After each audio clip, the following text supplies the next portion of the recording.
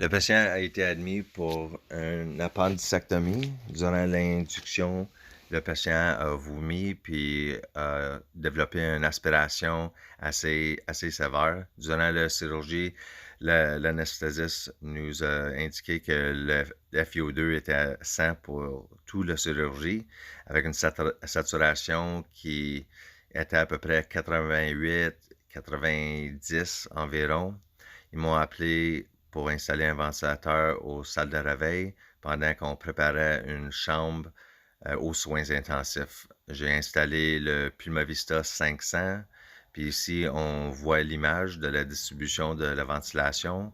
On voit au niveau dorsal et mi-dorsal peu de ventilation et la distribution est concentrée plus dans la région mi-ventrale et ventrale.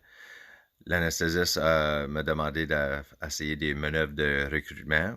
Il y avait de le potentiel d'ouvrir le parti dorsal, sauf qu'on a fait un 30-30, un manœuvre de recrutement, et il m'a demandé de faire un 40-40, fait que c'est un manœuvre assez agressif.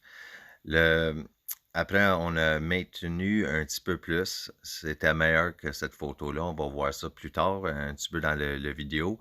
On a amélioré un peu la distribution au niveau dorsal avec ACPC, un pression point à 30 avec un PEEP à 16.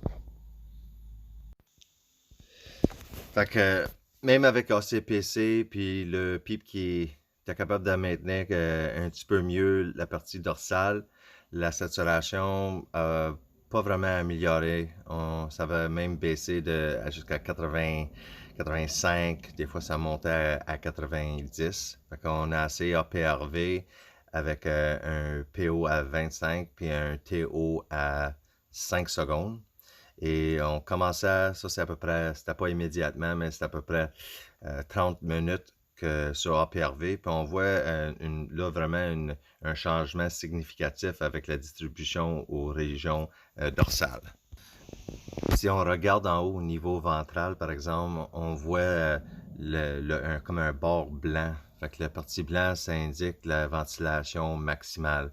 Alors, idéalement, cette partie blanche devrait être bien distribuée complètement en travers du poumon. Mais dans cette situation ici, présentement, il y a un bord blanc dans le niveau ventral qui indique que potentiellement, on met un charge plus au niveau ventral. C'est quand même pas idéal.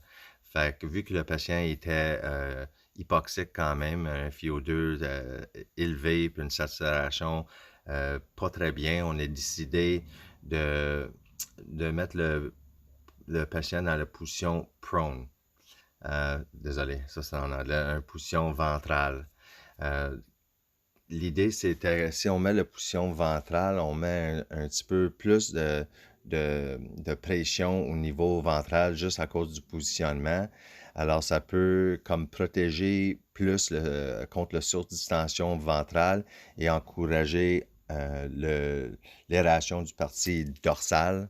Et aussi, vu qu'il y avait une bonne ventilation au niveau ventral, alors juste avec with gravity, avec la gravity, le sang irait plus en position ventrale vers le ventral du poumon, où c'est qu'il y a une bonne aération. Fait que ça peut. L'idée, c'était d'améliorer plus le ratio de ventilation avec perfusion. Ici, on est rendu aux soins intensifs. Le patient est sur APRV avec un FiO2 maintenant à 85 avec une rampe à 0.3. Le PO est dans une pression sécuritaire à 22. On a des volumes à 568. On fait un P bas avec une pause expiratoire qui nous donne un P-load de 10. Aussi, regarde le volume ici, 473. Si on joue avec la rampe et on augmente la rampe, ça peut avoir une amélioration, une augmentation dans le volume.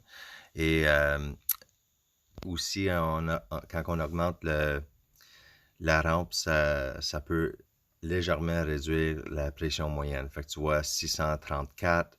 Fait une rampe peut nous donner un meilleur volume sans nécessairement augmenter le PO. OK, maintenant le patient est dans la position ventrale. On voit la ceinture qui est environ 2 pouces en dessous des aisselles. On a un PO à 20, un PBA à 10. Ça nous donne une pression motrice de 10. Les volumes expirés sont entre 6 et des fois 8 cc par kilogramme. Qu'est-ce qui est intéressant, c'est fais juste regarder l'amplitude. Il n'y a vraiment pas beaucoup de mouvement du thorax, mais quand même, on a une bonne volume quand on expire au niveau P-low. Aussi, il y a une grande différence entre une pression de pointe sur ACPC à 30 avec un PEEP à 16 comparé à un PO à 20 et un TO à 5. Alors, on sait que le recrutement d'un poumon se fait avec la pression et le temps. Alors, si on est capable d'étirer le temps, des fois, le bénéfice, c'est qu'on a besoin moins de pression. Et on voit bien ça dans cet exemple ici. Maintenant, on va aller regarder la distribution de ventilation là qu'on est en position ventrale. Et comme vous voyez, on a une très très bonne distribution uniforme. Comme je vous ai mentionné, on veut que le blanc en dedans du plus soit distribué le plus égal. Il y a un petit peu plus d'intensité en haut à gauche, comme vous voyez, mais on a un PO à 20, une pression motrice à 10. Je suis vraiment pas inquiète qu'il y a du surdistension avec cette situation-là. Environ 10 minutes après, on est rendu à 35% en position ventrale avec une saturation à 97. Alors, le Puma Vista, c'est un outil magnifique pour mieux individualiser la ventilation mécanique.